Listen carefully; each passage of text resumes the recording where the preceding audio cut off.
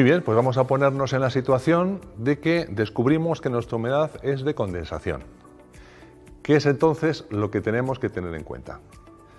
La humedad de condensación, en principio, si está pegándose en la pared, suele ser en general porque en esa pared hay zonas que están frías. Si no es así, sencillamente lo que notaremos es que hay una degradación de la pintura, porque es cierto que las pinturas que no están bien preparadas, pues con la presencia continuada de agua en la atmósfera, acaban por estropearse, acaba la pared por quedarse un poco como pelada. Así que lo que es importante es determinar cuáles son las zonas que podemos tener en mal estado. Aquí lo que hemos representado pues es la típica mancha que intentamos limpiar una y otra vez porque va apareciendo moho, etcétera, que se va produciendo. Es importante que siempre nos demos cuenta de en qué zonas está y verás que lo habitual es que esté en zonas que son más débiles en la pared. Los encuentros, por ejemplo, con las ventanas, las zonas que tenemos también de encuentro en las partes superiores con los paramentos horizontales o directamente en todo el muro, porque puede ser que tengamos paredes que es que las tocas y parece que estás metiendo la mano dentro de la nevera, porque está muy fría. Eso es lo que nosotros debemos corregir siempre trabajando con un material que permita que esos puentes térmicos que se producen, porque está entrando frío del exterior al interior, hay que cortarlos, porque mientras haya ese puente térmico y haya frío, vamos a tener un problema siempre de que haya una tendencia a que el agua se acumule ahí. Pero también vamos a ver cómo está, por supuesto, el soporte. Aquí en estas zonas donde hay manchas es importante que hagamos el típico estudio de crear celdillas. Si esta celdilla al lado de una zona de pared que está en buen estado, ves que lo único que ocurre es que hago un trazo con la punta de la espátula y no pasa nada. Pero si luego en una zona que está debilitada, ves cómo inmediatamente se descascarilla y se fractura la superficie. Ahora lo que vamos a hacer es retirar toda la parte que veamos que está en mal estado para sanear la pared. Ves que una característica clásica de las humedades de condensación es que la parte afectada es la parte exterior. Es lógico porque lo que va haciendo daño el agua es desde el exterior hacia el interior. Poco a poco va ahondando, pero acabamos encontrando pared que está en buen estado. Al contrario, si tuviéramos una humedad de filtración, notaríamos que a medida que vamos metiendo la espátula nos vamos encontrando con mucho yeso disgregado y con mucho material que está suelto en el interior. A partir de este diagnóstico, yo ya puedo también determinar qué es lo que necesita mi pared. Porque si yo me doy cuenta que el soporte está perfecto, que no tengo ninguna dificultad de soporte y estamos hablando sin más de un problema de pintura en mal estado, ahí no me complico la vida, por supuesto. Raspo un poco la pintura y le aplico una pintura especial para ambientes húmedos. Hablaremos luego de ella. Pero si lo que me encuentro es que sí que tengo una zona donde hay una presencia de frío muy importante, donde va a ser muy difícil que yo lo corrija solo con pintura, que el soporte además puede estar dañado, y tengo, ya te digo, la sospecha de que ese puente térmico está ahí, me conviene corregirlo, no solo por una cuestión, lógicamente, de que no se estropee más la pared, sino porque me está entrando frío. Entonces sí que voy a aplicar un sistema como este, anticondensación, que al mismo tiempo me refuerce toda la parte de la pared, evitando que el soporte vuelva a tener dificultades, evitando que la pared esté fría y evitando también, por supuesto, que esté entrando libremente una zona de frío en mi cuarto de baño o en mi cocina. Primer paso. Siempre para hacer esto, limpieza y preparación del soporte. Hay que limpiar y retirar los restos de moho, así que vamos a utilizar un limpiador quitamoho, lo pulverizamos por encima de las manchas y lo dejamos que actúe un poco. Notamos que ya está haciendo efecto cuando vemos que estas se van decolorando. Así que cuando esto ocurre, empezamos a frotar y vamos frotando y añadiendo limpiador en función de lo que necesitemos. Es posible que nunca vayamos a quitar al 100% la suciedad, no va a quedar blanco, por supuesto, pero al menos sí que va a quedar desincrustado todas las zonas que tenemos de moho negruzco o verdoso en la pared. Con la pared limpia vamos a sanear el soporte retirando todas las zonas que estén desprendidas, agujeros y demás. Lo vamos a hacer utilizando una masilla como Aguaplast estándar o si queremos ir más deprisa, Aguaplast Express, lo que prefieras. Y ya cuando esta masilla ya ha secado, vamos a darle un tratamiento fungicida.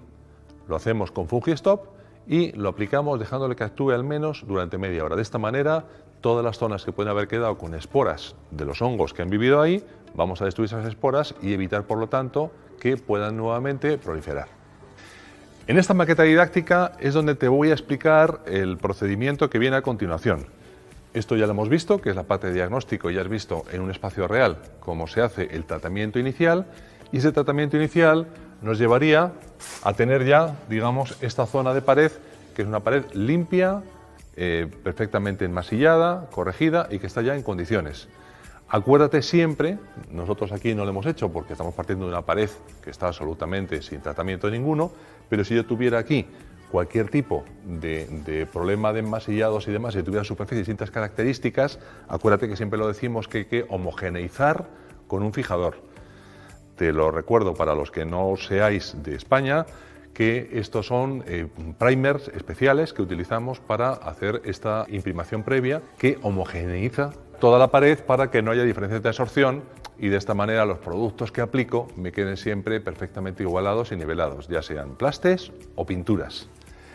Y esta es la zona que vamos a trabajar nosotros ahora con el plaste, porque aquí ya hemos dado una primera capa para que veas cómo hacemos el tratamiento de la segunda y cuál es el resultado final que tenemos antes de la pintura. Vamos a trabajar con este producto que se llama Aguaplast Anticondensación y vamos a ir viendo, por tanto, los pasos de preparación, de aplicación, y vamos a trabajar un poquito con la llana, con la espátula, estas cosas que siempre hay los grandes debates de los profesionales diciendo no está bien manejada la llana, no está... Bueno, vamos a trabajar con ello para que tú veas cómo se hace y valores si te atreves o no te atreves a hacer este tipo de aplicaciones o si tienes que llamar a un profesional para encargárselo. Segundo paso. Aplicación del plaste. Para preparar la pasta vertemos en la gaveta medio litro de agua por cada kilo de polvo que vayamos a utilizar y la vamos a ir amasando.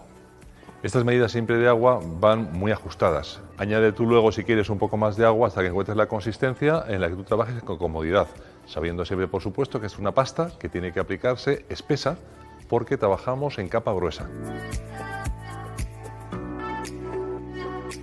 Para aplicar la pasta vamos a seguir nuestro sistema habitual, que es utilizar esta llana de Nespoli con un tamaño y un formato que nos hace muy fácil el trabajo, incluso aunque no tengamos una gran destreza con el manejo de la herramienta. Vamos aplicando la pasta en las cantidades que necesitamos y extendiéndolo poco a poco para que cubra de forma homogénea.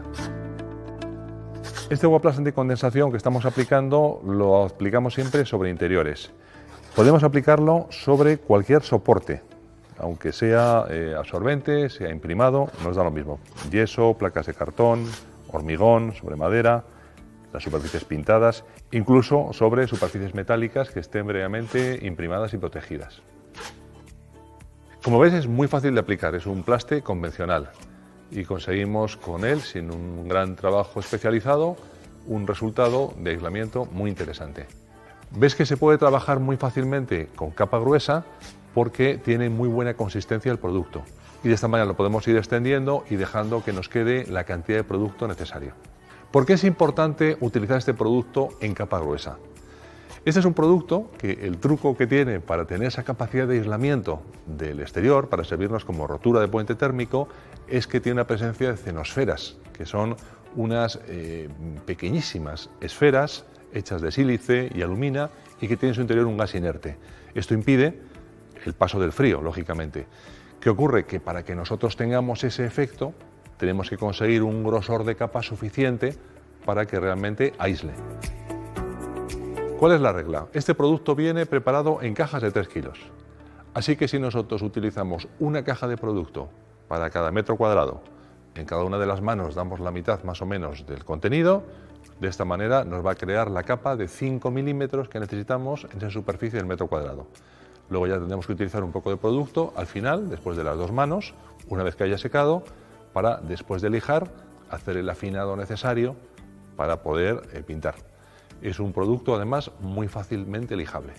En esta zona, que ya tenemos aplicada una primera mano y que la hemos dejado secar y le hemos lijado para evitar las crestas y las rebabas que nos puedan molestar al aplicar la segunda mano, vamos a cambiar la técnica de aplicación y para que vayas viendo otras posibilidades de herramienta vamos a utilizar esta espátula de tender. Ves que es una espátula bastante grande. Para manejarla tenemos que hacer presión nosotros directamente con los dedos sobre la hoja para que se mantenga la presión que necesitamos. Ponemos la pasta en la espátula, descargamos un poco sobre la pared y vamos extendiendo. Dejamos pasta, extendemos. Esta es la manera de trabajar habitual con una espátula.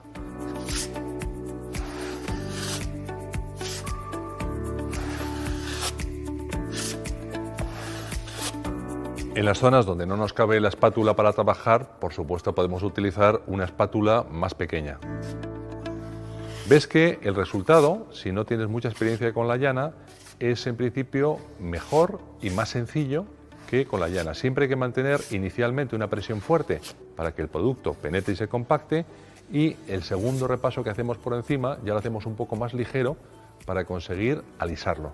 ¿Por qué no se utiliza este tipo de espátulas grandes muy habitualmente? Porque es verdad que aunque alisan muy fácilmente, es más difícil trabajar con él porque tenemos que estar haciendo presión con la mano y no tanto con la muñeca como ocurre con la llana. Esto hace el trabajo un poco más cansado. Pero para una superficie pequeña puedes hacerlo perfectamente y quizá te sea más fácil si no tienes experiencia en el manejo de la llana. A la hora de trabajar no te preocupes mucho porque te queden pequeñas irregularidades en la superficie, algunas rebabas de las esquinas de la llana o en este caso de la espátula, porque eso se puede corregir perfectamente con la lija. Lo único que tiene que preocuparte es que vayas haciendo una carga homogénea en todas las zonas y que vayas trabajando poco a poco con pequeñas cargas de producto, fijándote siempre como una especie de croquis que vas cubriendo todos los espacios que hay en la pared. De todas formas lo vas a notar al alisar. Si cuando alisas ves que la hoja te va dando botes porque hay muchas diferencias de carga en distintas zonas, tienes que seguir dando un poquito más de producto y alisando. Siempre notamos la homogeneidad cuando hacemos el alisado final, especialmente con el uso de la espátula. Tercer paso. Una vez que ya hemos aplicado en el espesor correspondiente el producto anticondensación, lo que vamos a hacer, como te decía, es lijarlo un poquito y dejarlo terminado para poder recibir la pintura. Vamos lijando, afinando y evitando que quede cualquier irregularidad. Si hay que hacer afinados posteriores, se hacen, no hay ningún problema. La pintura con la que vamos a pintar tiene que estar en consonancia, lógicamente, con el objetivo que tenemos de trabajo. Hemos conseguido aislar el puente térmico, ahora vamos a poner una pintura que sea capaz de resistir sin dificultades y sin generar moho en su interior el ambiente húmedo que tenemos en la vivienda, en el sótano donde estemos trabajando. En nuestro caso, lo único que vamos a hacer es, como siempre, preparar y homogeneizar el soporte aplicándole el fijador, Fisacril. De esta manera estamos siempre seguros de que tenemos el soporte totalmente homogéneo en todos los puntos. Y pasamos ya a aplicar la pintura. Lo vamos a hacer con un rodillo Ritmo, que es un rodillo que carga bastante y que por una pintura como esta, que queremos que nos quede también una capa un poquito gruesa para que tenga más efecto, es el que nos es más adecuado. Esta pintura se utiliza mucho en ambientes húmedos porque es muy resistente y no tiene problemas con el moho. Es una pintura microporosa, transpirable al vapor de agua. Esto permite que el vapor circule sin llegar nunca a condensarse. Contiene conservantes antimoho y antialgas. ¿En qué notas, una vez que hayas hecho la aplicación, que esta funciona correctamente?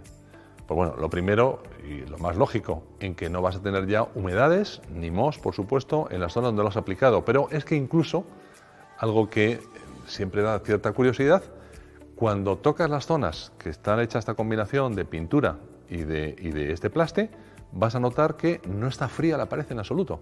Y sin embargo te vas a una zona donde no hayas tratado todavía y vas a notar que allí sí que está muy fría la pared, cuando hace frío, por supuesto. Entonces es curioso porque crea como un efecto inmediato de una textura distinta que realmente repele la humedad, básicamente por esto, porque es que no está fría en absoluto.